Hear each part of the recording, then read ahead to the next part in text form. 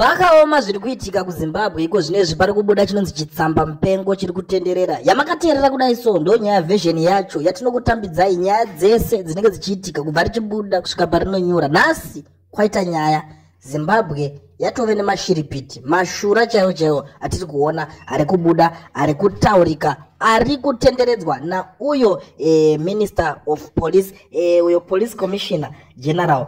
Zvinhu zviri panapa hama dzadiwa pakaoma ari kubuda achitaura kuti zvoni vanhu ngavaite demonstration ari kuratidza kunge ari kuwirirana nedemonstration iri kuitika iyi. Asiwo pano zvatiri kuongorora zvatiri kuona mapoints ari panapa Zimbabwe police respond to demonstration notification yacho yakamira yakadai so the Commissioner General of Police Mutamba has responded to a notification of demonstration scheduled for March 20, 2025. Number one, my key points from the statement. The notification dated 14 March 2025 was served to the Commissioner General's office, but it was misdirected as the notice was meant for the Joint Operation Command JOC. The Maintenance of Peace and Order Act, Chapter 12 of 23 excludes the police office from regulating police gatherings and demonstrations. The Commissioner General urges demonstrators to ensure compliance with Zimbabwean laws when exercising their rights. The response clarifies the legal channels required for organizing demonstrations and the need for proper adherence to MOPA regulations. No mashoko ari kubuda iye ari kutaura pa key points ake ese ari kutaura. Asi vanhu veZimbabwe havasi kufara nazvo ende hakuna kana ari kumbobvumirana neidea iyoyo nekuti vari kuti idea iyi ndeye nhema. Vari kuti idea yekunyeba, idea yavo yavakaronga kuti ivo vazokwanisa kuita zvavanenge vachida zvekukanganisa imwe demonstration yemusi wa 31 chaiyo irida kuitwa irida kumisa zvinhu zvakawanda zviri kuitika muZimbabwe. But amadzadiwa zvekutaura ndime munazvo munototudzwa kuti muri kuionawo sei. Isusu tangouyo nenyaya yacho kuti tikuzivisei zvinhu zviripo zviri kuitika paground, mozotiudzawo kuti munenge muchiionawo sei nyaya iri panapa. Yamakateerera ndo nyaya version yacho yatinokupakururai nhau dzese dzinenge dzichiitika munyika yekwedu. Musafa makaitwa mablinding people imi munamesa anoona.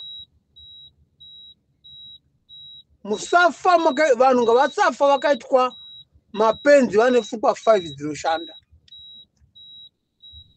Unondwazo ndokuudzai. Musambofa makaitwa vanhu vane brain 3 kana kuti 2 dzeshoko. Ivo veta vanhu vane brain 100 kana vane ma clever too much. Nyoka yemabhunu natendai biti nanakasukuwere nanani vese ava munoona ruzhinji rwesoro rwandi kutaurire chokwadi. Ruzhinji rwamunoona rwese ruchasiri muZANU-PF.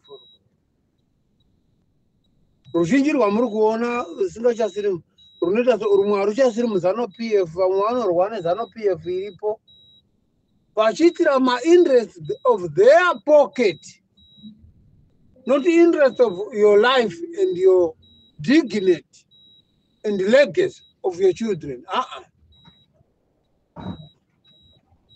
Vana ma-interest ema-pockets avo, vane ma-interest avanenge vachida kuti imimi muvakwanise kuvasupport vainde ipapo vazoita the same. Saka kana vanosapota sapotai, but zivai kuti nyaya inongovapo ndiyo. Ngoma haimbori ichingoti kweumwe inoti pangu pangu pangu pangu pangu pangu pangu pangu. Ndo zvavari vanhu ava. Nyoka yemabhunu, Tendai Biti, Douglas Monzora, Mike Kupe, and so any other people, many others, what I didn't mention them. They are pretending like people they are sick. They are not pretending like they are not wara, you are saying worry. Vachitoziva zvavari kuda vachitoziva zvavari kuita. Kumberi kwenyu imi munenge musingazivi.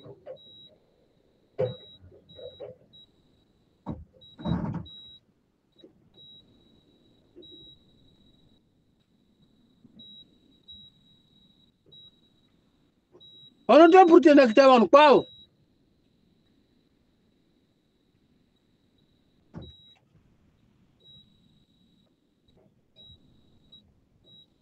Ivava